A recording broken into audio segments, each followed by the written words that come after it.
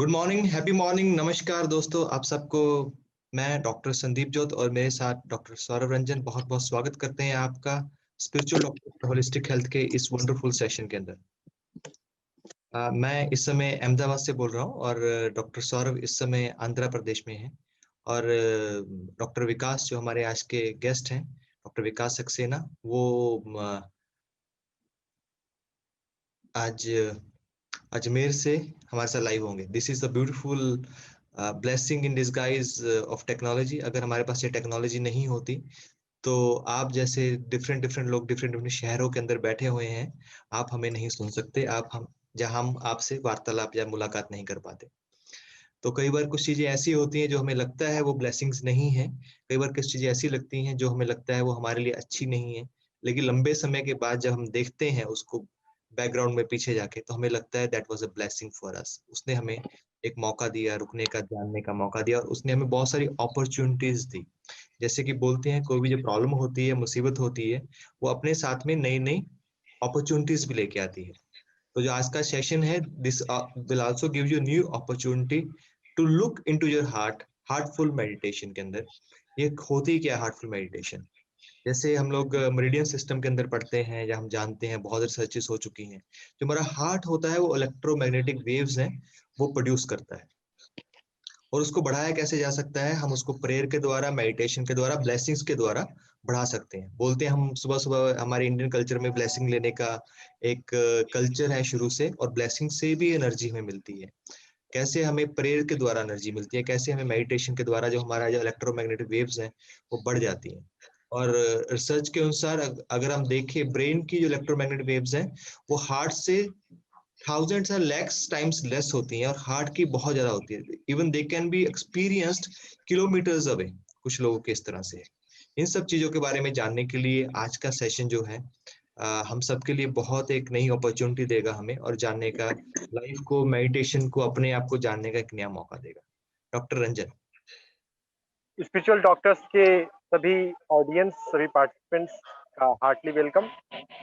हर Sunday आप हमारे साथ जुड़ते हैं और हम आपके लिए एक मेडिकल डॉक्टर को लेकर आते हैं। और आज के हमारे जो स्पीकर हैं वो अजमेर मेडिकल कॉलेज में प्रोफेसर हैं, डॉक्टर विकास सक्सेना, जो हार्टफुलनेस, माइंडफुलनेस के टीचर हैं कई सालों से। मेडिटेशन का जो अभी प्रचार प्रसार काफी हो रहा है, उसमें mindfulness is the most popular, one of the most popular method, जो देखने में सहज है, सिंपल है, अगर हम प्रैक्टिस जब करते हैं उससे हमारी क्वालिटी ऑफ लाइफ ऐसी इंप्रूव होती है कि हम अभी कल्पना नहीं कर सकते जब तक उस फील्ड में, उस प्रैक्टिस में इंटर ना करें। इंटरनेट पर तो बहुत सारे आर्टिकल और वीडियोस अवेलेबल हैं, बहुत सारी बुक्स भी हमने पढ़ी हैं। जो भी है यहाँ पर मेडिटेशन से जुड़े हुए हमारे पुराने मित्र हैं, उन्होंने ये टॉपिक हो सकता सुना हो। आज हम उनके एक्सपर्ट के साथ, जो कि हेल्थ पर्सपेक्टिव, मेडिकल कॉलेज में प्रोफेसर हैं, तो ऑब्वियस है ये हेल्थ पर्सपेक्टिव, साइंटिफिक पर्सपेक्टिव ज़्यादा एम्फेसाइज होगा। और वही spiritual doctors for holistic health के इस प्लेटफॉर्म पे हमारा ध्येय है। स्पिरिचुअलिटी और साइंस के बीच में कोई लड़ाई नहीं है, कोई, दोनों का एक ही ऑब्जेक्टिव है, ह्यूमैनिटी बेहतर बनाना, quality of life should improve. तो डॉक्टर विकास सक्सेना सर, आपका बहुत बहुत स्वागत है। आप हमारे साथ जुड़े हुए हैं राजस्थान अजमेर से। ये बड़ा खुश नसीबी है, डॉक्टर विकास सक्सेना एनाटॉमी के प्रोफेसर हैं, वो एनाटॉमी के अंदर नमस्कार डॉक्टर विकास, हम आपका बहुत बहुत स्वागत करते हैं अपने channel spiritual doctor for holistic health के ऊपर। आपने समय में से समय निकाला और आज आपने हमारी रिक्वेस्ट को माना और हमें सबको हार्टफुलनेस मेडिटेशन के बारे में बताने के लिए आप यहाँ पे उपस्थित हैं। आपका हम बहुत बहुत बहुत धन्यवाद करते हैं। जो हमारा फॉर्मल सेशन होगा जब जस्ट 1 मिनट के बाद स्टार्ट होने वाला ही है।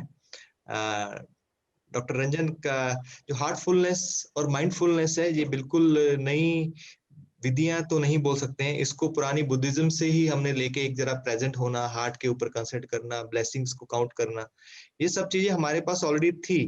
और इसको जो मेडिकल साइंस के साथ, जैसे डॉक्टर विकास सक्सेना आज हमारे से जुड़े हुए हैं, उनका रिसर्च पेपर में पढ़ रहा था, तो जब उसको रिसर्च के साथ जोड़ देते हैं, उसके हेल्थ बेनिफिट दिखाना शुरू कर देते हैं, तब उसकी जो एक्सेप्टेंस है मेडिकल फील्ड में, साइंटिफिक फील्ड में बहुत बढ़ जाती है। 11-11 हमारा सेक्रेट टाइम है, वो हो गया है। मैं डॉक्टर विकास सक्सेना को आमंत्रित करूंगा, उनको रिक्वेस्ट करूंगा, वो अपनी स्क्रीन ऑन कर सकते हैं। हाँ जी, बिल्कुल। मैं अपना स्क्रीन शेयर करूं? जी जरूर सर। या उसके पहले मैं एक दो बातें बात कर लेता हूं आपसे। देखिए, हमने अभी बात करी माइंडफुलनेस, हार्टफुलनेस, स्पिरिचुअलिटी, बहुत सारी बातों के बारे में हमने अभी बात करी है। इसके बारे में हम आज खुलासा करेंगे। तो आज मैंने जो सेशन प्लान किया है वो इस तरह से किया है कि हम थोड़ा सा पहले थ्योरी कर लेंगे, सैद्धांतिक पार्ट करेंगे। ज्यादातर मेरी कोशिश ये रहेगी कि मेरी अभिव्यक्ति हिंदी में हो, लेकिन कुछ टेक्निकल टर्म्स शायद मैं अंग्रेजी में बोलूं, तो वो सैद्धांतिक पार्ट होगा। उसके बाद में हम एक व्यवहारिक अनुभव करेंगे हार्टफुलनेस मेडिटेशन का, जो कि हम रिलैक्सेशन से प्रारंभ करेंगे और उसके बाद में हम ध्यान में डूबेंगे। और उसके बाद में हम थोड़ा सा उसके बारे में प्रश्न उत्तर को वेलकम करेंगे, जो कि ज्यादातर मैं आशा करता हूं कि ऐसे होंगे जो व्यवहारिक प्रश्न होंगे। तो अनुभव के बाद इसलिए प्रश्न रखे हैं जिससे कि जो लोग अनुभव कर सकें उससे संबंधित प्रश्न हो। ठीक है। इसी बीच में जो सैद्धांतिक सत्र है हमारा, उसके अंदर हम लोग थोड़ा सा मेरी रिसर्च जो हुई थी और उसके क्या अनुभव थे वो भी हम साझा करेंगे। लेकिन इसके पहले मैं चाहूंगा कि हम सब जने थोड़ी देर के लिए स्टूडेंट से बन जाए और अपनी कॉपी पेन ले लें। क्या करें? जरूर सर, जरूर। ये आचार्य होता है वो स्टूडेंट को एड्रेस करना। तो हम कुछ प्रश्नों से शुरू करेंगे, या अपने जीवन में हम एक ऐसा छोटा सा अभी एक क्या कहें, एक्सपेरिमेंट करने जा रहे हैं अभी। ठीक है। तो थोड़ी सी देर के लिए मैं चाहूंगा अभी आप 1-2 मिनट के लिए आंख बंद करके अपनी अभी की स्थिति क्या है, आंतरिक स्थिति क्या है, उसके बारे में थोड़ा सा आप लिख लें।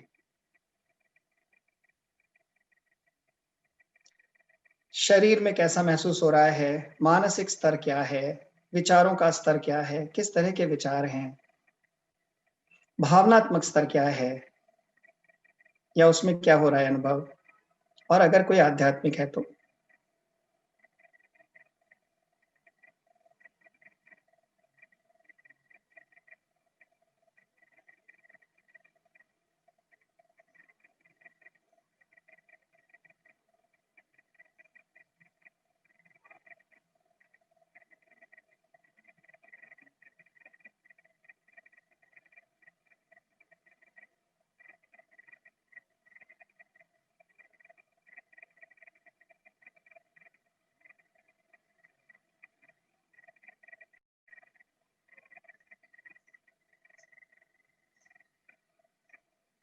हाँ जी, अब आप लिख लें।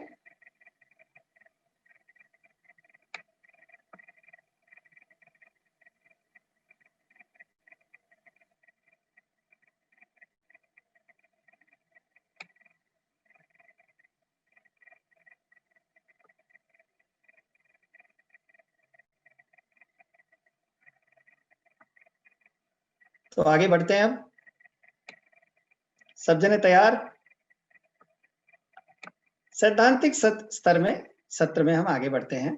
मैं doctor Vikas Saxena medical education से भी जुड़ा हुआ हूं अपने संस्थान में, इसलिए उसी में मैंने ये शोध किया था जो हम प्रेजेंट करेंगे। बाकी आपको बताया जा चुका है कि मेरा क्या परिचय है। अभी कुछ ही देर में हमने सबने अनाउंसमेंट सुना है कि विद्यालय का समय हो जाएगा। चाहे आपका बच्चा किसी भी स्कूल में जाए या आप कहीं भी पढ़े, तो हमें क्या सुनिश्चित करना है कि बच्चे की शिक्षा में क्या इनका संतुलन है, जैसे कि दिल, दिमाग और हाथ, जिसको हम 3 एस्पेक्ट्स में कहते हैं triple H, head, hand and heart, या cognitive domain, affective domain and psychomotor skills. ये तीनों एस्पेक्ट से हमारा होल सिस्टम बना है। हमारी पूरी एजुकेशन ऐसी होनी चाहिए कि वो सबको एड्रेस करे। हमारा दिल, दिमाग और हाथ में क्या संबंध है? हम सब के पास देखिए प्यारी सी गुड़िया जो है हाथ में गुब्बारे लेके खड़ी है, हम सब भी उसी स्थिति में हैं। इनकी क्या भूमिका है? हमारा दिमाग सोचता है, ठीक है, लेकिन सबसे पहले हम अगर समझें तो उसको सूचना मिलती है। वो सूचनाएं उनको वो प्रोसेस करता है, और अगर वो सही तरीके से प्रोसेस कर रहा है तो अपने ज्ञान में परिवर्तित हो जाता है, जो नॉलेज बन जाती है हमारी। Information becomes knowledge. और अगर वो सही दिशा में चल रहा है, अगर उसका ध्यान सही दिशा में है और वो गहराई में डूब रहा है, तो वो क्या होगा? उसके अंदर विवेक जागृत होना चाहिए, विजडम बढ़ जानी चाहिए। यस, सब जने साथ हैं? अब हमारा दिल क्या करता है? दिल हमारे को हमें महसूस करवाता है। It is a centre for emotions and feelings and intuitions. तो ज्यादातर ये वैल्यू सिस्टम्स का है। इसके अंदर प्रवृत्तियां होती हैं जो टेंडेंसीज बनाती हैं, हमारा रवैया निश्चित करती हैं। ये अंडरस्टैंडिंग हमें देता है कई सारी सिचुएशंस में, और इसके अंदर हमें अंतर्बोध मिलते हैं। उसके अंदर से हमें अच्छी चीजें, जैसे इंट्यूशन है, इंस्पिरेशन है, वो हमें इंगित होते हैं। और हमारा हाथ क्या करता है? ये हमारे साइकोमोटर स्किल्स या कौशल के बारे में, उसको एग्जीक्यूट करने के बारे में या अमल करने के बारे में, और अगर जहां तक हमारा आंतरिक स्व है, उसको वो मैनिफेस्टेशन देने में अपनी सहायता करता है। ये दायरे हमने मोटे तौर पे तय किए हैं। ज्यादातर हमारी शिक्षा दिमाग और हाथ पर ज्यादा ध्यान दे रही है। हम सब जने जो लोग मेडिकल प्रोफेशन से जुड़े हुए हैं वो जानते हैं, और जन साधारण को भी कोई छुपा नहीं है कि आज हृदय की शिक्षा, एक तो शिक्षा हृदय की देना खुद अपने आप में बहुत मुश्किल है, लेकिन अगर वो है भी तो बहुत कम दी जा रही है। ज्यादातर हमें ये कहा जाता है कि अपने गुरु को इमुलेट करो, उसके रास्ते में चलो, वो जैसा करता है वैसे कर लो। मतलब हमारे शिक्षक, हमारे डॉक्टर्स, हमारे चिकित्सक गण, हमारे सीनियर्स, वो लोग हमें इस व्यवहारिक बुद्धि, बिहेवियरल अंडरस्टैंडिंग या टीचिंग के अंदर हमारे साथ होते हैं।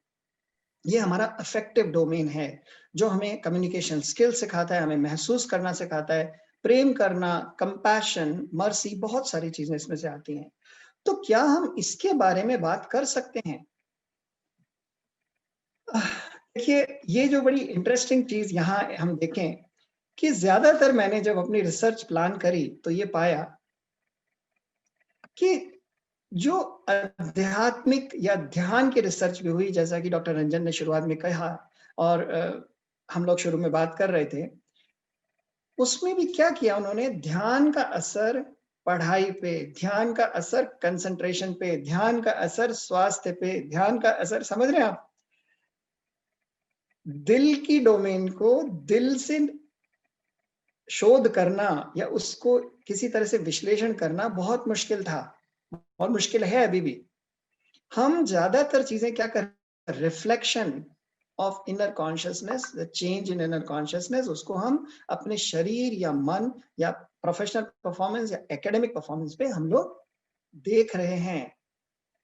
तो मेरा यही बहुत बड़ा एक प्रश्न था, और मेरे सीनियर्स और मेरे जो मेरा advance course in medical education हुआ है, उसमें प्रोजेक्ट था। तो उस प्रोजेक्ट में मेरी ये बाकायदा जद्दोजहद थी कि भाई ये कैसे किया जाए, और मैं ये चाहता था कि ये शोध इस तरह से ही बताए कि इसके अंदर क्या। तो आज हम देखें कि क्या है वो जो हमारा है, क्या है वो दिल में है खास, और क्या ऐसी कोई चीज है जो हमें इस बात में बताती है? हाँ, वो है। आइए आगे बढ़ते हैं। ज्यादातर क्या हो रहा है? या तो दिमाग बहुत कमजोर है ठीक है, कार्टून बहुत अच्छा है सर। हाँ धन्यवाद। अरे सबके जीवन में देखिए आप ये, और या फिर वो बहुत हावी हो जाता है, ये भी देखें आप। तो दोनों ही स्थिति में हम बैलेंस स्थापित नहीं कर पाते, क्योंकि कमजोर मन और पत्थर दिल का मेल विध्वंसक होता है। अब आप देखें, ये पत्थर दिल इंसान है, एक लड़की उसको कह रहा है मुझे बुरा लग रहा है पर मैं तुम्हें प्रेम नहीं कर सकता, मेरा दिल पत्थर सा सख्त हो गया है।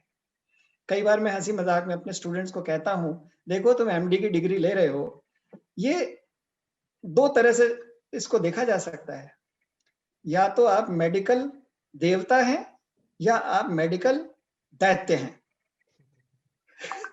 एमडी मेडिकल डेविल या मेडिकल डेटी, दोनों में से क्या बनना है, वो डिसाइड करता है। एक डॉक्टर जो है, एक मेडिकल स्टूडेंट है, पूरे समय सफरिंग्स, पेन, बीमारियां सब में घिरा रहता है। तो धीरे धीरे या तो उसका दिल पत्थर का हो जाता है और या वो बेचारा फिर संत हो जाता है। वो बेचारा क्या करे, कहाँ जाए, या तो भगवान की शरण में जाए और या अपने आप को इतना कठोर कर ले। तो ये स्थिति बहुत सारे लोगों के बीच में है। डॉक्टर रंजन ने बहुत सुंदर एक अभी हमको चित्र दिखाया बुद्ध का ध्यान करते हुए, बिल्कुल सही। अब क्या करें, हमारा रास्ता ये है। तो क्या हम ये नहीं सोचते कि आध्यात्मिक शिक्षा हमारी मेडिकल एजुकेशन में आनी चाहिए? बिल्कुल प्रयास हो रहा है, राष्ट्रीय स्तर पर प्रयास हो रहा है, अंतरराष्ट्रीय स्तर पर भी प्रयास हो रहा है। और हम सब स्पिरिचुअल डॉक्टर्स जो कि होलिस्टिक मेडिसिन की तरफ बढ़ रहे हैं, मुझे खुशी है कि ये भी सक्रिय रूप से प्रयासरत हैं। कुछ मुद्दे जो मैंने पहले ही उठाए, ये स्लाइड ये कहना चाह रही है कि इसमें बहुत सारी कठिनाइयां हैं, लेकिन हम ये चाह रहे हैं, मेरा भी प्रयास था कि कोई व्यवस्थित रूप से हम इसको एड्रेस कर सकें, इसलिए ये शोध हमने किया। मेनली कारण इसका ये है कि दिमाग को ये बिल्कुल अच्छा नहीं लगता, और शिक्षा ज्यादातर दिमाग के स्तर पर होती है, कि दिल उसको आगे लेके जाए।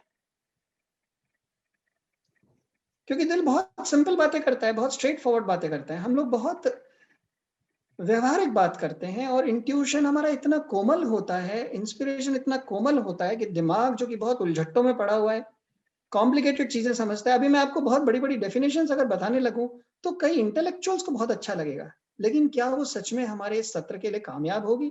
मुझे डाउट है। इसलिए मैं बहुत सिंपल बातें कर रहा हूं। और ऐसी स्थिति में होता क्या है कि दिल हमारा, हमें ज्यादातर हम उसको छुट्टी दे देते हैं। हम अभी छुट्टियों के बाद जैसे काम पे जाएंगे, अगर हम सब जने अपने अपने काम पे, ऑफ कोर्स कई सो कर ही रहे हैं ऑनलाइन, ऐसी स्थिति में हमको जब दिल की तलाश होती है तो दिल कहता है, भाई मेरे को तो तुमने हमेशा छुट्टी पे रखा है, अब मेरी तो आदत ही नहीं है तुम्हें बताने की। तो ऐसी स्थितियों में हम क्या करें?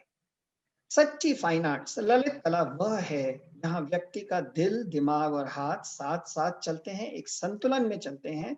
संतुलन का मतलब ये नहीं है कि 1/3 1/3 1/3, इसका मतलब ये है जो जितना जिसका रोल है। जैसे एक संतुलित आहार होता है, उस तरह से जितना जिसका, सारी फैकल्टीज का हमारे जो भी उपयोग है, उसके हिसाब से ये सब अपना अपना कार्य करते रहें। तो अब अपन आते हैं क्वालिटी ऑफ लाइफ पे। जीवन की गुणवत्ता क्या है? क्या ये जीवन के स्तर से समकक्ष है? क्या स्टैंडर्ड ऑफ लिविंग इंप्रूव करने से क्वालिटी ऑफ लाइफ इंप्रूव हो जाएगी? भैया मैं आपसे एक प्रश्न पूछता हूं भाइयों और बहनों, कि आज एक बच्चे को आपने सब तरह के खिलौने ला दिए, महंगे महंगे खिलौने ला दिए, लेकिन उसके साथ खेलने को कोई नहीं है। उसके माँ बाप भी उसके साथ खेलना नहीं चाहते। उसको खिलौने दे दिए, मोबाइल हाथ में दे दिया। हो सकता है उसका जीवन का स्तर, आपने स्टैंडर्ड ऑफ लिविंग आपके घर का बढ़ गया, लेकिन क्या वो बच्चा खुश है? क्या वो सच में क्वालिटी ऑफ लाइफ जिसको कह रहे हैं अपन, जीवन में गुणवत्ता उसकी बढ़ी है? एक और उदाहरण लेते हैं। बेटा बाहर चला गया किसी विदेश में, वहां से पैसे भेज रहा है। माँ बाप चाहते हैं कि बेटा साथ रहे। माँ बाप का जीवन स्तर तो बहुत अच्छा कर लिया उसने, लेकिन क्या उनके जीवन में गुणवत्ता आई? ऐसे ही कुछ प्रश्न हैं जो कि हमें समझाते हैं कि हमें इच्छाओं को, या इच्छाओं के वशीभूत होकर आगे बढ़ना है, या जरूरतों पे फोकस करके फिर अपने जीवन की ऊर्जा उस दिशा में लगानी है जहां जानी चाहिए। तो फिर से अपन एक एक्टिव पार्टिसिपेशन करते हैं। मैंने कुछ प्रश्न लिए विश्व स्वास्थ्य संगठन के, जो हमने क्वेश्चनर हमने रिसर्च में यूज किया था। फिर से कॉपी पेन निकाल लें, और कुछ प्रश्नों का मैं एक उदाहरण सा दे रहा हूं। 3-4 प्रश्न, हमारे तो 26 प्रश्न थे जिसमें हमने कसौटी पे कसा था अपने ध्यान के प्रभाव को। लेकिन आइए अब अपन थोड़ा सा देखते हैं, इनके बारे में जवाब दें। आप अपने जीवन की गुणवत्ता का निर्धारण कैसे करेंगे? कितना करेंगे? लिखिए, मैं आपसे कुछ नहीं पूछ रहा, खुले दिल से, सच्चे दिल से लिखिए तो सही। जैसा कि मैंने इशारा किया है, उन कसौटियों पे कस के, समझ के, फिर और आगे अपन देखेंगे विश्व स्तर पर कार्य क्या हो रहा है। पर विकास, इस क्वेश्चन को थोड़ा सा आप इंग्लिश में बता सकते हैं, क्योंकि okay, how will you assess the quality of your life? Very good, good, neither good nor bad, bad, very bad. Very good. हाँ, मैं सुनना नहीं चाह रहा हूं क्योंकि दूसरे लोग प्रभावित हो जाएंगे। हम जस्ट अपने लेवल पे स्वयं अपने आप को जो भी है हमारा वो स्तर देख लें, और फिर हम उसको वर्ल्ड हेल्थ ऑर्गेनाइजेशन WHO में क्या बताता है। आइए आगे बढ़ते हैं, कुछ प्रश्न और हैं। आप अपनी नींद से कितने संतुष्ट हैं? 1 is worst and the 5 is best. ठीक है, अपने आप को मार्क्स दे रहे हैं हम आज। आप अपनी रोजमर्रा की कार्य क्षमता से कितने संतुष्ट हैं? आप अपने स्वास्थ्य से कितने संतुष्ट हैं? आधारभूत प्रश्न है देखिए, और ये क्वालिटी ऑफ लाइफ क्वेश्चनर है जो WHO की तरफ से कई सारे देशों ने मिलकर बनाया, उसमें से निकाले मैंने। आप स्वयं से कितने संतुष्ट हैं? Are you really satisfied with yourself? आप अपने आपसी संबंधों से कितने संतुष्ट हैं? Relationships, how satisfied are you with your relationships? पूरा समय देते हुए, सोच समझ के, आईना देखते हुए, खुद अपनी कॉपी में जवाब में, कोई नहीं पढ़ने वाला। आइए आगे बढ़े। आप एकाग्र होने में कितने सक्षम हैं? How much are you able to concentrate for the task in hand? Zoom में यही तो मजा है, आपसी सामंजस्य, एक दूसरे को देखते रहना, समझना, और एक्टिव इंटरैक्शन होता है, वही बहुत बढ़िया चीज है। मुझे खुशी है सब जने अच्छे बच्चे की तरह लिख रहे हैं। आप किस हद तक अपने जीवन को अर्थपूर्ण मानते हैं? How meaningful you find your life to be? Is there a meaning and purpose in your life?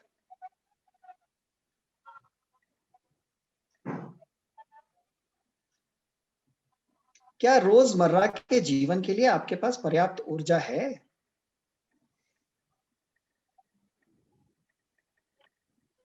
और क्या आप अपने शारीरिक रूप रंग को स्वीकार करने में सक्षम हैं? बहुत से लड़के लड़कियां हैं जो कि आईने के सामने यही देखते हैं कि उनके यहाँ क्या हो गया, ये क्या हो गया। एक बार अपने चेहरा देख के सुंदर सी स्माइल क्यों नहीं दे देते और कह दें आई लव यू, और क्या चाहिए। लेकिन नहीं, गलतियां निकालते हैं। प्रश्न बहुत जोर से हमें सोचने को मजबूर कर रहा है। ऐसे ही कई सारे प्रश्न थे, मैंने आपको बताया, बहुत सारी लिस्ट थी। हमने उसको वर्ल्ड हेल्थ ऑर्गेनाइजेशन का ही क्वेश्चनर लिया, उन्होंने बहुत बढ़िया कसौटी बनाई है, बड़े सही तरीके से उनको लिया है। तो अगर आप ध्यान से देखें तो ये फिजिकल, साइकोलॉजिकल, इंडिपेंडेंस का स्तर, सोशल रिलेशनशिप्स, वातावरण और अध्यात्म, इन सबसे संबंधित प्रश्न थे और बहुत अच्छी तरीके से पूछे गए थे, जिसका मैंने आपको एक छोटा सा उदाहरण दिया है, अपने जीवन में आपको सोचने पे मजबूर किया है। हमने भी इस तरह से एक नर्सिंग कॉलेज के अंदर ये हमने क्वेश्चनर भरवाया, हर 15 दिन में, हर 7 दिन में हमने ध्यान करवाया उनको प्रशिक्षक के द्वारा, मतलब मैंने जाके या किसी और ध्यान प्रशिक्षक ने कंडक्ट किया, और उन्होंने अपने घर पे भी ध्यान किया, ऐसी हमने आशा करी। लेकिन हमने मेन अपने लेवल पे उनको जाके और करवाया, प्लस हमने उनसे ये क्वेश्चनर भी भरवाया रेगुलर इंटरवल्स पे, शुरू में और हर थोड़े दिन बाद। 15-15 दिन में जब हमने 3 महीने तक के प्रश्न, ये क्वेश्चनर भरवाए और उसके आंकड़े देखे, तो देखिए आप, हम सब जो ध्यान से जुड़े हुए हैं बड़े खुश हो जाएंगे इसको देख के। आप देखिए जहां मैंने स्टार लगाया हुआ है, ये जो है, ये सिग्निफिकेंट चेंज है, सिग्निफिकेंट चेंज है। हार्टफुलनेस मेडिटेशन हमने उनको कराया हर हफ्ते में एक बार और 15 दिन में एक बार क्वेश्चनर भरवाया, तो हमने जो देखा धीरे धीरे धीरे धीरे बढ़ता हुआ, और शुरुआत में और आखिर में जो हमने किया उसको असेसमेंट किया, It's a difference of 60. Significant change at the psychological level, environmental, relationship में भी चेंज है, हालांकि सिग्निफिकेंट नहीं था, लेकिन अगर टोटल कंपैरिजन अपन देखें तो ये हाईली सिग्निफिकेंट था, हाईली सिग्निफिकेंट था, स्टैंडर्ड डेविएशन और ये सब। तो ये अब मेरा जो नीचे पेपर पब्लिश हुआ है, मैं उससे ये डायरेक्ट मैंने इमेज लिया है, आप लोग चाहें तो इसमें देख सकते हैं। इंडियन जर्नल ऑफ साइकोलॉजी में 2019 का स्पेशल एडिशन था, उसमें पेज नंबर 149 से 155 पे छपा हुआ है। डिटेल्स में जिनको इंटरेस्ट हो वो पढ़ सकते हैं। तो ये हमने 3 महीने के हार्टफुलनेस के प्रैक्टिस से पाया। तो ऐसा क्या था जो मैं बार बार आपको सोचने को मजबूर कर रहा हूं, जो कि जिसने परिवर्तन किया। हमने इसमें उनका, आप देखिए, एकेडमिक स्टैंडर्ड नहीं देखा, फिजिकल हेल्थ नहीं देखी, हमने क्या देखा, यहाँ ये देखिए आप कि WHO क्या परिभाषित करता है। यहाँ मैंने इंग्लिश और हिंदी दोनों में दिया है, और ये चीज बहुत इंपॉर्टेंट है कि it is decided by individuals perception. Quality of life is defined by WHO। पढ़ें आप, हिंदी या इंग्लिश जैसा आपको ठीक लगे।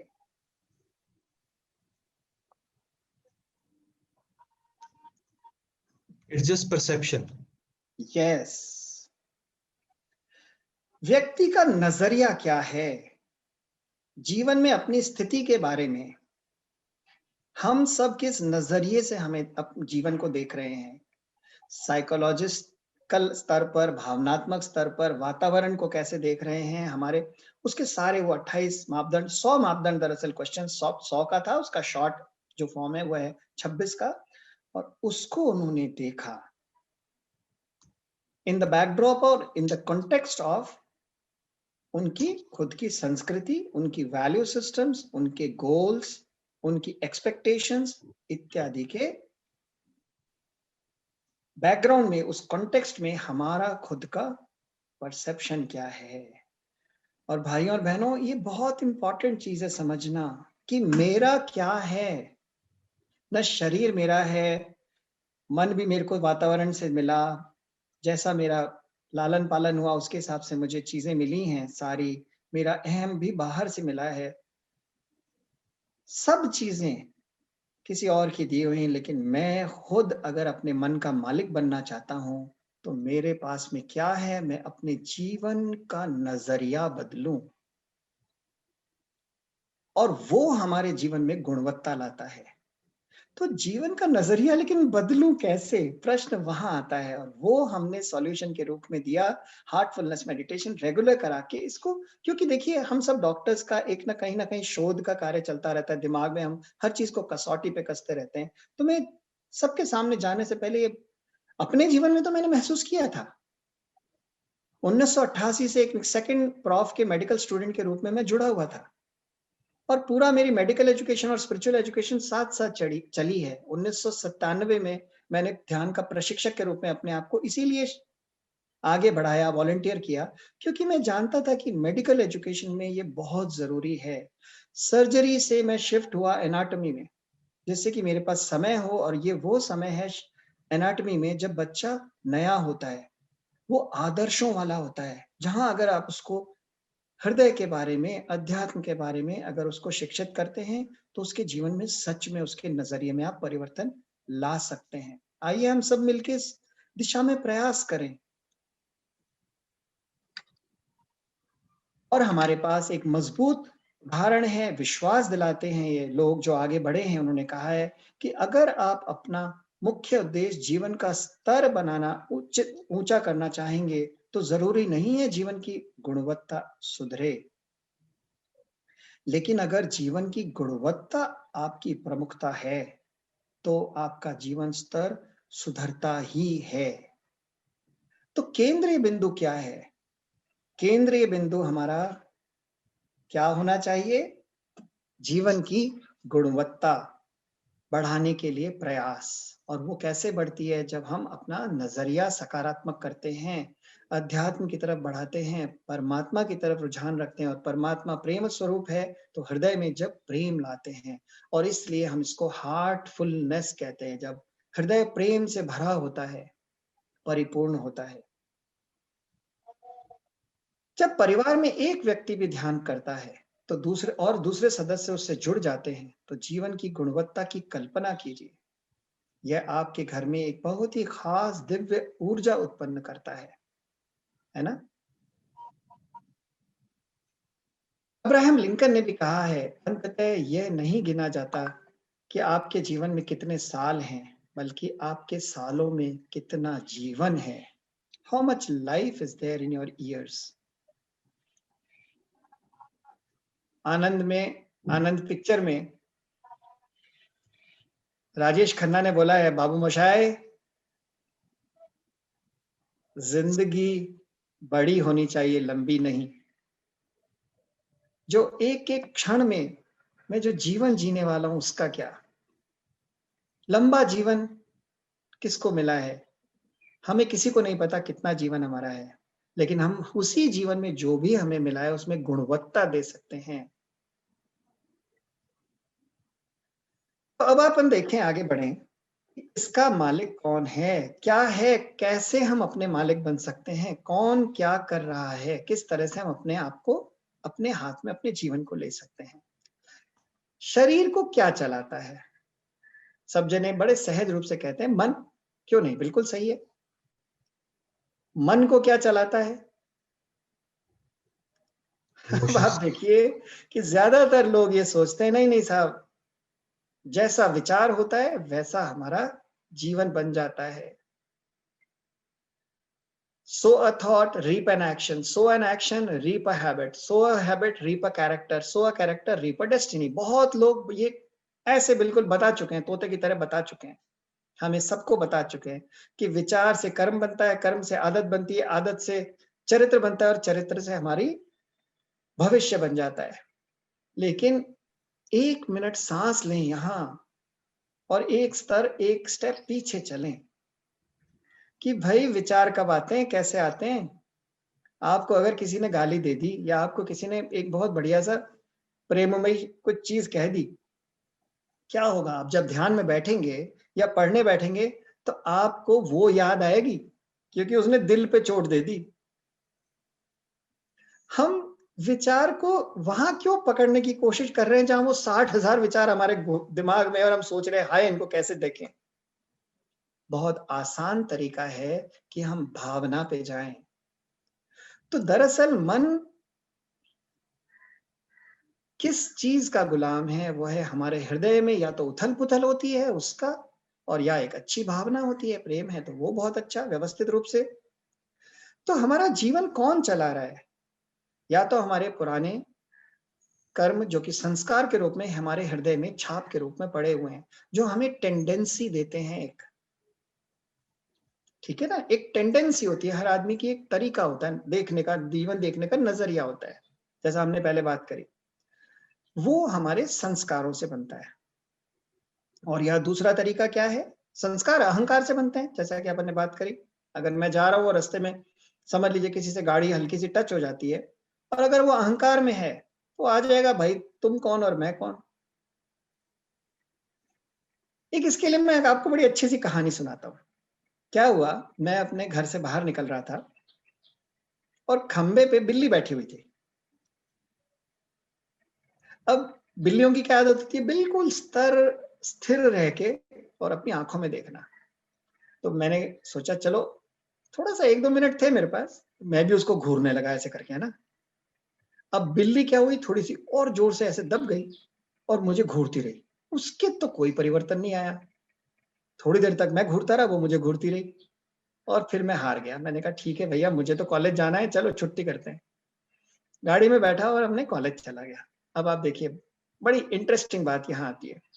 रात में मैं सोया और सपने में मेरे चारों ओर बिल्लियां ही बिल्लियां नजर आई मुझे।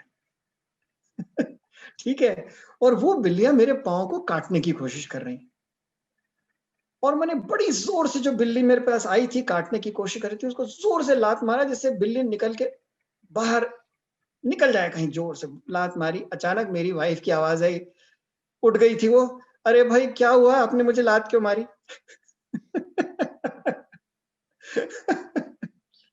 तो मैं उठा और उस दिन मुझे समझ में, देखिए बहुत इंटरेस्टिंग सी चीज है इस कहानी से जो पता चलती है। मैंने अपनी जागरूक अवस्था में अपने अहम के द्वारा कोई एक हल्का सा छोटी सी छाप अपने हृदय पे ले ली। प्रकृति ने उसको मुझे फिर से संतुलित करने के लिए रात में सपने के समय में निकालने की कोशिश करी। उस चोट के कारण जो मेरे सपने में वो भोग हो रहा था, उसके कारण मेरा शरीर भी हिल गया।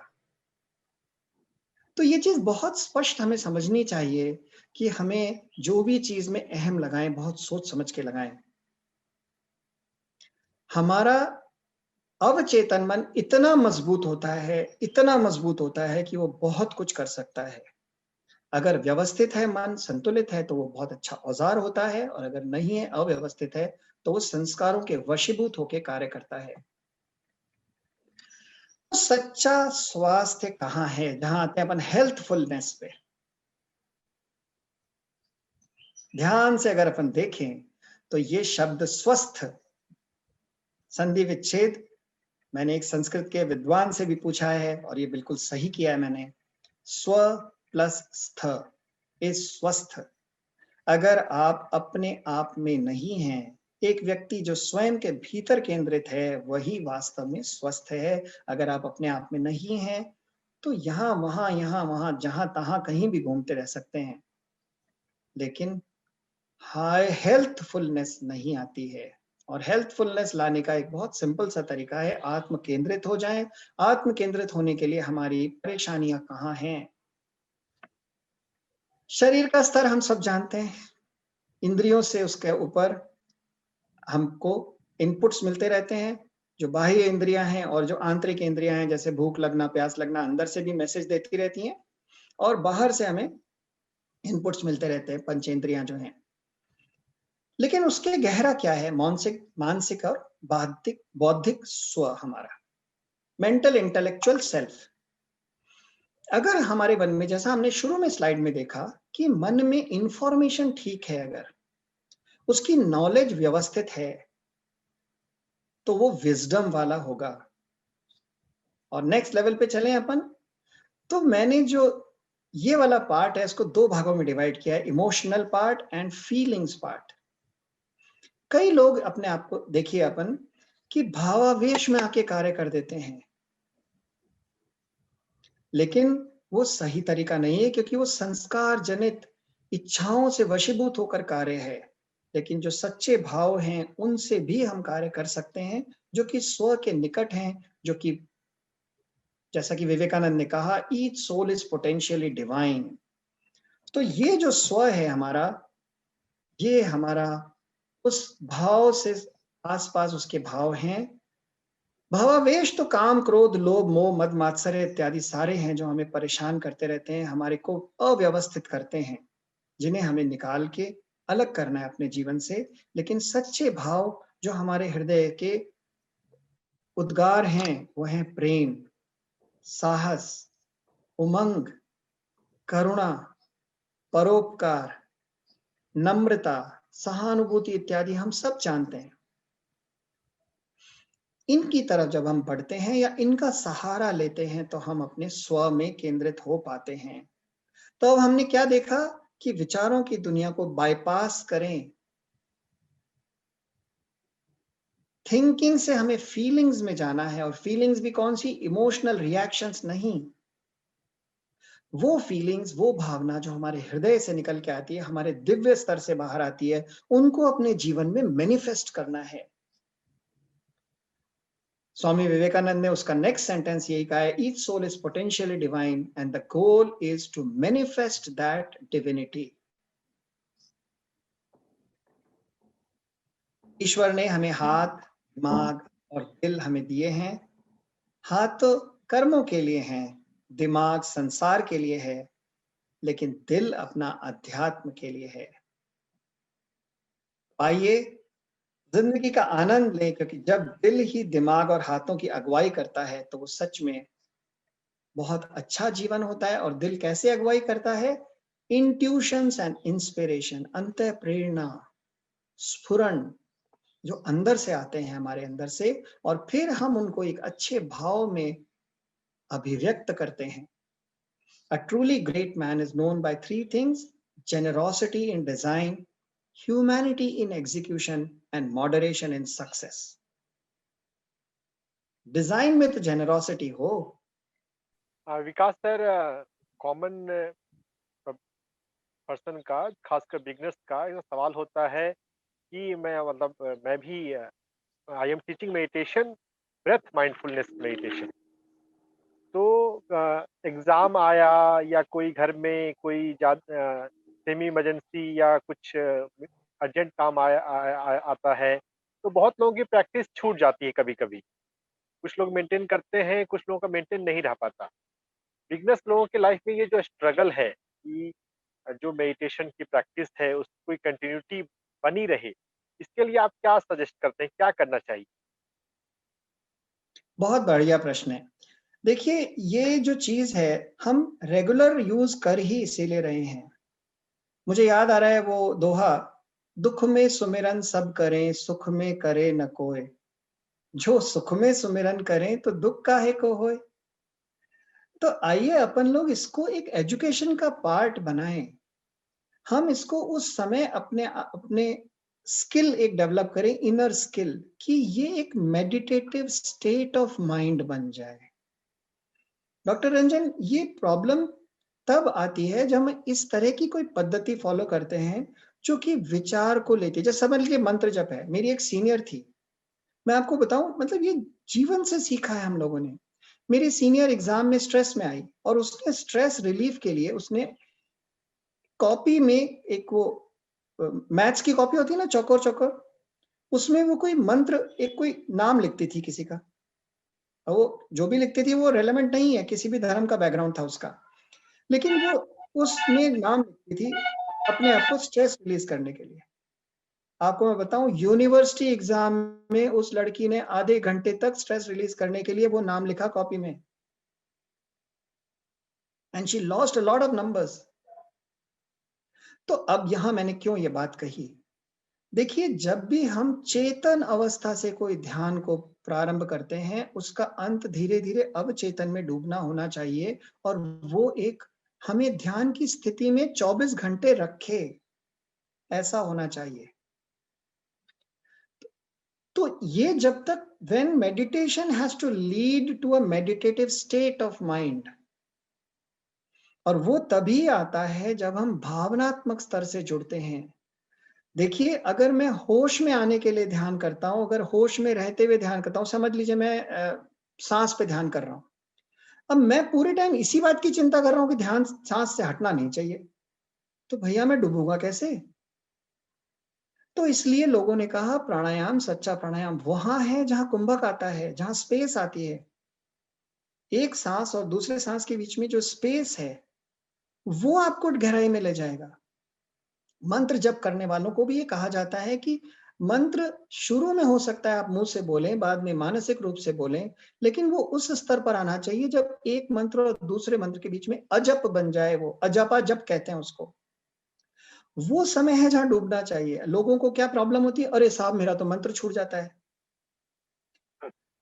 तो डॉक्टर रंजन, आपका प्रश्न बहुत अच्छा है।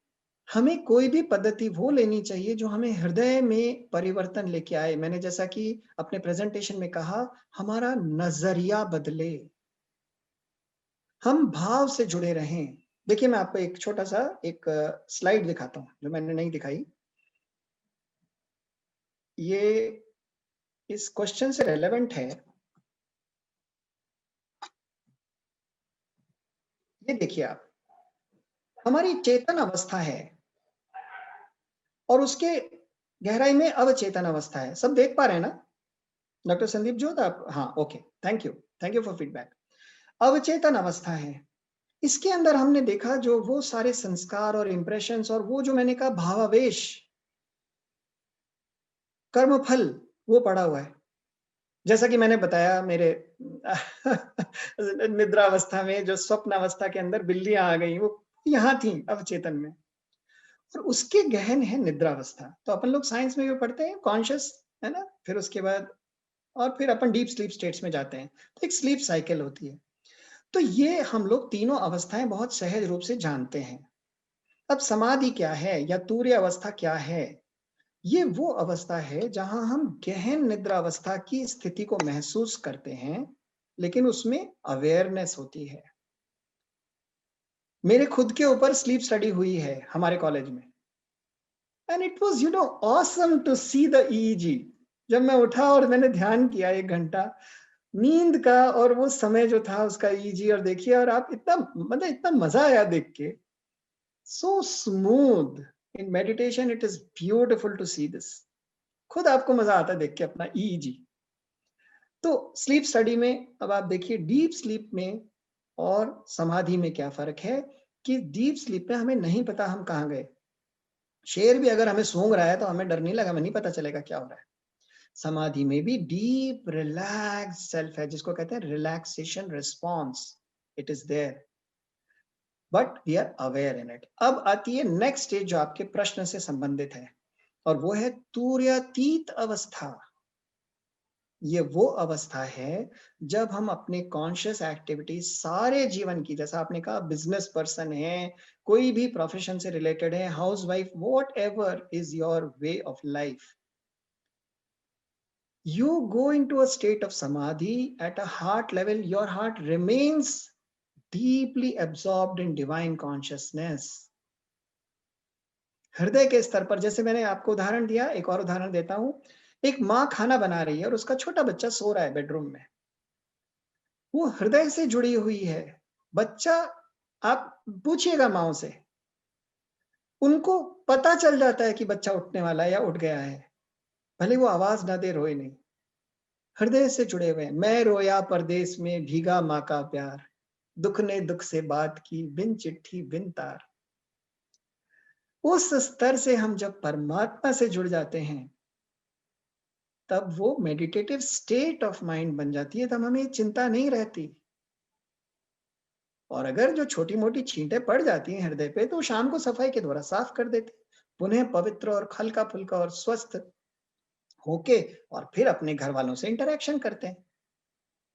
रात का भी फायदा उठाते हैं हम, नींद का भी फायदा उठाते हैं। रात में सोते वक्त जब हम प्रार्थना में अपने हृदय को आंतरिक रूप से परमात्मा से जोड़ के, भाव से जुड़ के फिर सोते हैं, तो क्या होता है, हमारी नींद में भी वो समाधि अवस्था बरकरार रहती है। ठीक है? So the beautiful part is, do it for, try it for 90 days and make it a meditative state of mind, और rather I would say meditative state of the heart. Kabir Das ji ने कहा, दास कबीर जतन से ओढ़ी, ज्यों की त्यों धर दीनी चदरिया भी झीनी रे झीनी।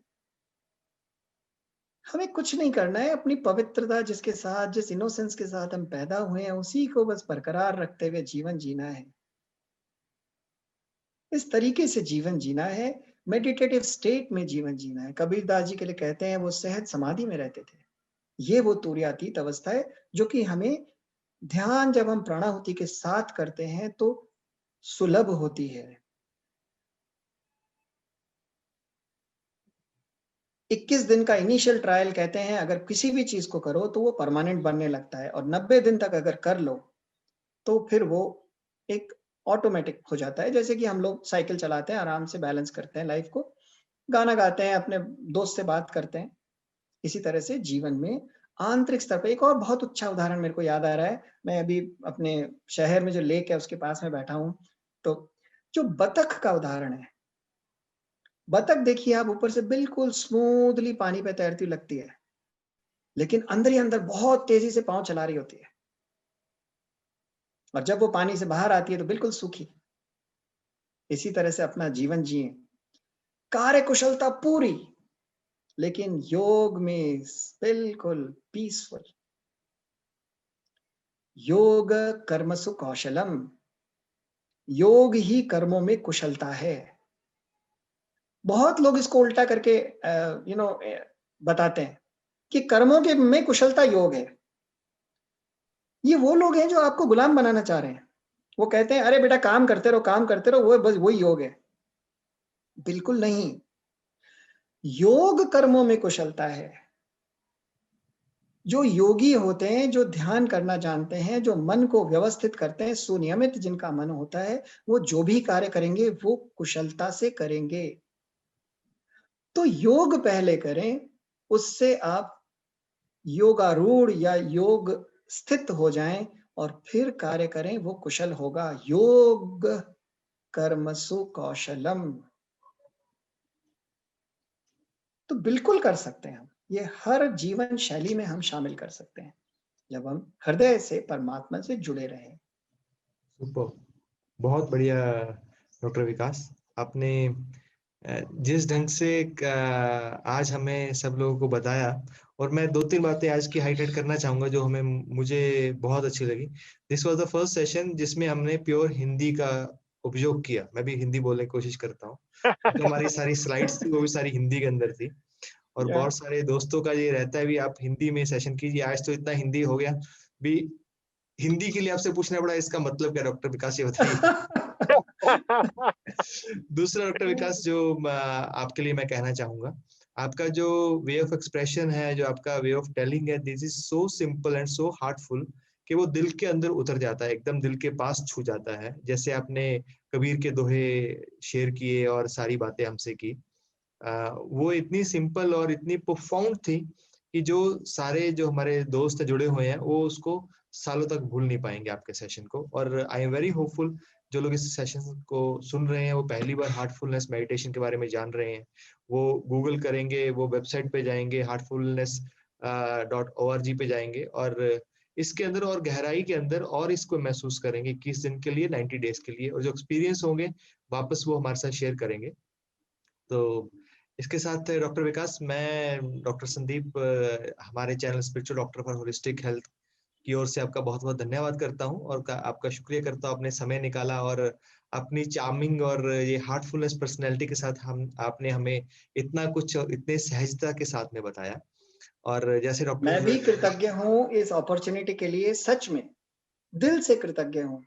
धन्य भाग सेवा का अवसर पाया। थैंक यू वेरी मच, शुक्रिया। बहुत बहुत धन्यवाद। जैसे रंजन और आगे जुड़े डॉक्टर रहेंगे। डॉक्टर रंजन ने आपको बोल ही दिया आप हमारे क्रिश्चियन बन जाइए, तो उन्होंने आपको हिंट दे ही दिया। Now over to doctor Ranjan, वो हमें थोड़ा सा हमारे जो सोशल मीडिया है उसके बारे में बताएंगे और नेक्स्ट वीक के जो स्पीकर है उनके बारे में बताएंगे। डॉक्टर विकास सर, आपको पुनः धन्यवाद। आपका ये सत्र बहुत बहुत सुंदर रहा। आपको हम फिर से बुलाना चाहेंगे अपने प्लेटफॉर्म पर भविष्य में। सभी पार्टिसिपेंट्स का धन्यवाद। आप हमारे साथ जुड़ते हैं, आप ही हमारे लिए मोटिवेशन है। हम सोशल मीडिया पर यूट्यूब और फेसबुक 2 जगह उपलब्ध है। जो जूम पे अभी सेशन हुआ, ये साथ ही साथ यूट्यूब पर लाइव भी हुआ है। पहले हम इसे फेसबुक पर लाइव कर रहे थे, लेकिन पिछले 3 बार से और टेक्निकल कुछ ऐसा हो रहा है कि वो हम यूट्यूब पर लाइव कर रहे हैं। आप उसे आप जो लोग लेट से ज्वाइन किए हो अगर किसी कारण से, तो यूट्यूब पे आप इसको पूरा दोबारा सुन सकते हैं। आप अपने किसी मित्र को, फैमिली मेंबर को ये दिखाना चाहते हैं, आप यूट्यूब से लिंक भेज सकते हैं। यूट्यूब पर spiritual doctors for holistic health नाम से ही हम हैं। पिछले 7 महीने से हम सेशन कर रहे हैं, तो आपको हमारे पुराने सेशन भी देख सकते हैं। और उन सेशन को देखने के बाद उसमें कमेंट भी करें। आपके जो कमेंट होते हैं, उससे हमें अंदाजा मिलता है कि हम कौन से स्पीकर को कितने जल्दी बुलाएं। एग्जैक्टली। और स्पिरिचुअलिटी वास्ट डायमेंशन है, तो हम अलग-अलग एक्सपर्ट को, अलग-अलग स्पीकर को बुला रहे हैं। अगले सप्ताह, अगले संडे हमारे साथ एक स्पिरिचुअल गुरु जुड़ने वाले हैं, आध्यात्मिक गुरु, जो प्योर सिर्फ अध्यात्म पर ही काम कर रहे हैं और वो ओशो के सगे ब्रदर भी हैं। स्वामी शैलेंद्र सरस्वती, ओशो के सगे छोटे भाई, जो एमबीबीएस ग्रेजुएट हैं। ओशो के कहने पर उन्होंने एमबीबीएस किया। बहुत वैसे कम लोग जानते हैं शैलेंद्र जी एमबीबीएस डॉक्टर हैं, बहुत कम लोग। और वो मुरथल में उनका आश्रम है। मैंने कई साल पहले मैं उनके आश्रम में मैं विजिट किया हुआ हूँ। तो अगले संडे वो हमसे जुड़ेंगे और जो टॉपिक रहेगा वो है treat the patient not the disease. हम बीमार का इलाज करें, बीमारी का नहीं। तो अगले Sunday same timing, same zoom link, same YouTube link पर आपके साथ फिर से मुखातिब होंगे। समय रहेगा 11 बजे। आप सभी को धन्यवाद, नमस्कार। धन्यवाद, नमस्कार। तब तक हार्टफुल रहिए, दूसरों से प्यार कीजिए और अपने हार्ट चक्रा को और वाइड करते रहिए। नमस्कार, थैंक यू। Thank you.